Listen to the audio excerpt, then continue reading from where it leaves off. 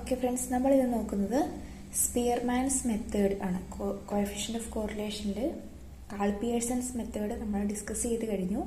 ഇനി സ്പിയർമാൻസ് മെത്തേഡാണ് നെക്സ്റ്റ് നമുക്ക് ഡിസ്കസ് ചെയ്യാനുള്ളത്.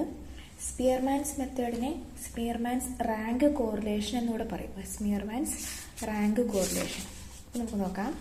എന്താണ് rank correlation? It is Karl Pearson's coefficient is applicable when variables are measured in quantitative form. അല്ലേ, quantitative ഫോമിൽ മാത്രം വേരിയബിൾ അവൈലബിൾ ആകുന്ന കേസസിലാണ് നമ്മൾ Karl Pearson's coefficient of correlation കണ്ടുപിടിക്കുക. പക്ഷെ ഇൻ കേസ് ക്വാളിറ്റേറ്റീവ് ആയിട്ടാണ് ഐറ്റംസ് ഉള്ളത്.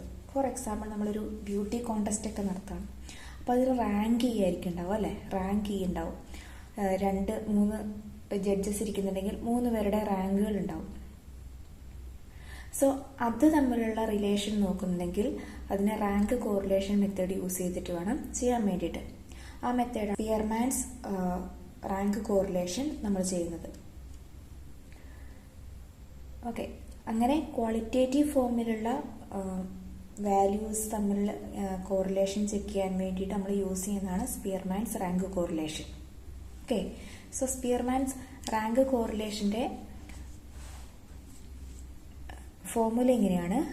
1 - 6 sigma d square divided by n into n square minus 1. ഇതിൽ നമുക്ക് ആകെ 2 ഐറ്റംസ് മാത്രമേ കണ്ടുപിടിക്കാനുള്ളൂ. കാരണം 1 ഓൾറെഡി നമ്പറാണ്, 6 നമ്പറാണ്. ഈ D square sigma D square നമുക്ക് കണ്ടുപിടിക്കാനുണ്ട്. പിന്നെ ഒരു n എന്താണെന്നും കൂടെ കണ്ടുപിടിക്കാൻ. 2 ഐറ്റം കണ്ടുപിടിച്ചാൽ നമുക്ക് ഇതിൻ്റെ ആൻസർ കണ്ടുപിടിക്കാൻ വേണ്ടി സാധിക്കും. Okay, so where D is the difference between ranks and N is the number of items. D എന്ന് പറഞ്ഞാൽ എന്താണ്?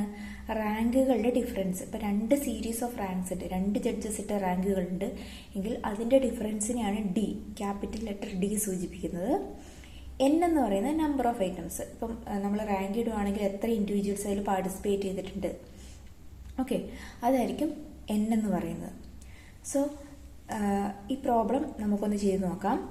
പ്രോബ്ലം ഇങ്ങനെയാണ്: the ranking of 10 individuals at the start and at the finish of course of a training are as follows. ഒരു training കോഴ്സിൻ്റെ ഫസ്റ്റും ലാസ്റ്റും നടത്തിയ ഒരു ranking process. 10 individuals ആണ് ഉണ്ടായിരുന്നത്. അവരുടെ റാങ്കിങ് പ്രോസസ്സിന് റാങ്ക്സ് ആണ് തന്നിരിക്കുന്നത്. ഇൻഡിവിജ്വലിൻ്റെ തന്നിട്ടുണ്ട് ABCDEFGHIJ 10 individuals. Ranks before, ranks after. എന്താണ് പറഞ്ഞിരിക്കുന്നത്? 10 ഇൻഡിവിജ്വൽസിൻ്റെ കോഴ്സ് സ്റ്റാർട്ട് ചെയ്ത സമയത്തെ റാങ്കും എൻഡ് ടൈമിലെ റാങ്കും തന്നിട്ടുണ്ട്. ഈ റാങ്ക് തമ്മിലുള്ള കോറിലേഷൻ കണ്ടുപിടിക്കാനാണ് using Spearman's rank correlation method. നമുക്കിതൊന്ന് ചെയ്ത് നോക്കാം. അപ്പോൾ ഇതാണ് ക്വസ്റ്റ്യൻ. ആ ക്വസ്റ്റ്യൻ നമുക്ക് ഇങ്ങനെ ഒരു കോളത്തിലേക്ക് മാറ്റി എഴുതാം.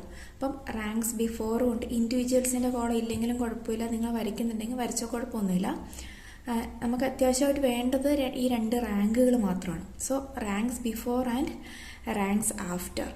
ഈ റാങ്ക്സ് ബിഫോറിനെ ഞാൻ R1 ആയിട്ട് കാണിച്ചിട്ടുണ്ട്, റാങ്ക്സ് ആഫ്റ്ററിനെ R2 ആയിട്ടും കാണിച്ചിട്ടുണ്ട്. സോ ക്വസ്റ്റ്യനിലുള്ള ഐറ്റംസ് ഞാൻ ഡയറക്റ്റായിട്ട് എടുത്ത് എഴുതിയിരിക്കുകയാണ്. ഇനി നമുക്ക് വേണ്ടത് ഡി. നെക്സ്റ്റ് കണ്ടുപിടിക്കേണ്ടത് ഡി ആണ്. ഈ ഡി എന്ന് പറയുന്നത് നമുക്ക് ഈ റാങ്ക് 1ൻ്റെ 2 റാങ്കിൻ്റെ ഡിഫറൻസസിനെയാണ് ഡി എന്ന് പറയുന്നത്. 1ൻ്റെയും 6ൻ്റെയും ഡിഫറൻസ് 5. ഇത് നമുക്ക് നെഗറ്റീവ് പോസിറ്റീവ് സിമ്പിൾ യൂസ് ചെയ്യാതെ തന്നെ എഴുതാം. ഇനി സിമ്പിൾ യൂസ് ചെയ്തിട്ടുണ്ടെങ്കിലും കുഴപ്പമില്ല, പക്ഷേ ഡി സിമ്പിൾ യൂസ് ചെയ്യാതെ എഴുതാം. കാരണം നമുക്ക് വേണ്ടത് ഡി അല്ല, ഡി സ്ക്വയർ ആണ്. അല്ലേ, next D square, sigma D square അല്ല നമുക്ക് വേണ്ടത്. സോ നമുക്ക് ഡി അല്ല ഡി സ്ക്വയർ ആണ് വേണ്ടത്. സോ ഡിക്ക് മൈനസും പ്ലസ് ഇട്ടാലും ഇട്ടില്ലേലും കുഴപ്പമില്ല. ഞാനിവിടെ യൂസ് ചെയ്യുന്നില്ല, ജസ്റ്റ് 2ൻ്റെ ഡിഫറൻസ് മാത്രമാണ് എടുത്തെഴുതുന്നത്.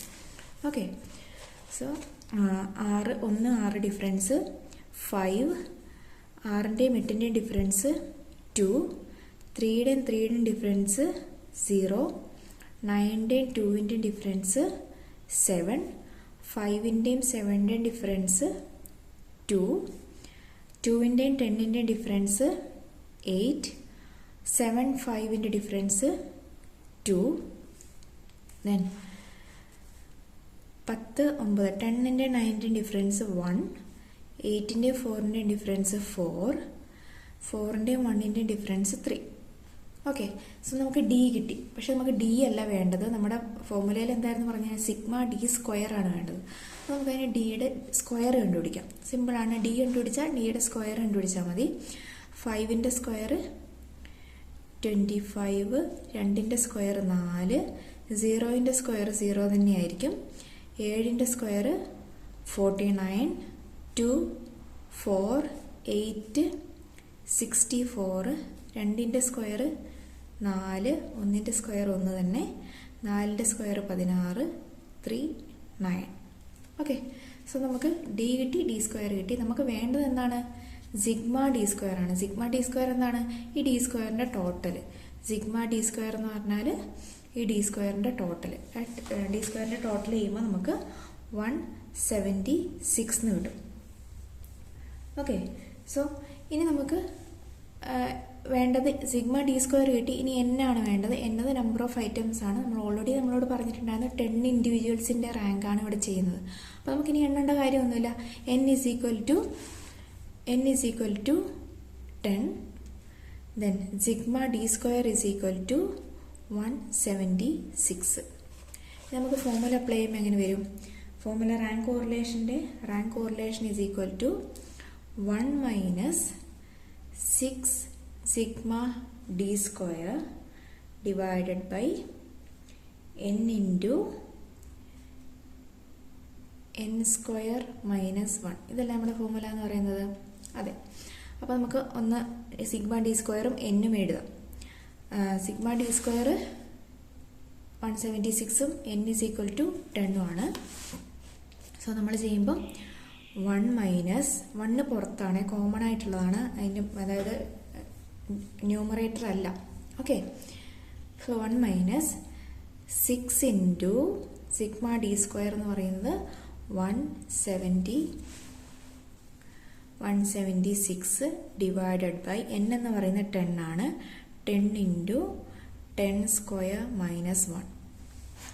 ഓക്കെ, സോ ഇങ്ങനെ വരും. 1 മൈനസ് 6 ഇൻറ്റു 176 നമുക്ക് ചെയ്യുമ്പം 1056 divided by 10 into 10 square minus 1.